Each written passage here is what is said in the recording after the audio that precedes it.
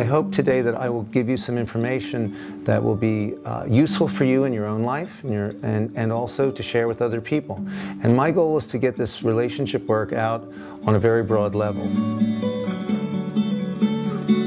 We spend 12 years in school getting ready for what? Careers. Career. Okay. How much time do we spend getting ready for a relationship?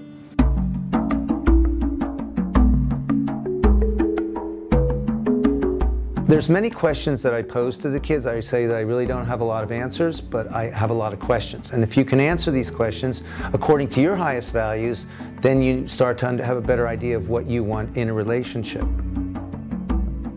You know, we have to study a book and take a test to get a driver's license. What do we have to do to get a marriage license?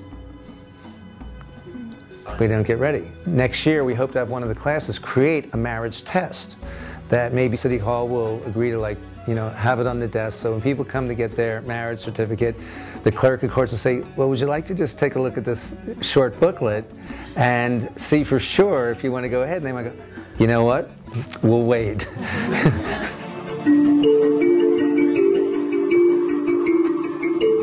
I also started one of my classes and I said, I don't want to be in a happy relationship.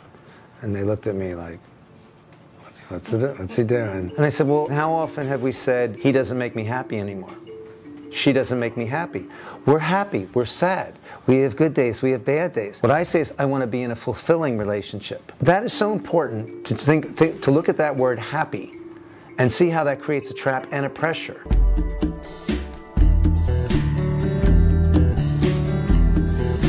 Another handout that I give the kids is, what makes you lovable?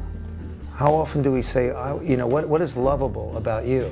And also then around self-esteem, what do you love to do? Because we all have some kind of talent, and we often wind up following a direction in school that leads us to a good life, make money, have security. And how many people go to work every day and they're miserable, but they're making lots of money? And how do you think that affects a relationship? Am I giving my gift, or am I just living a good life?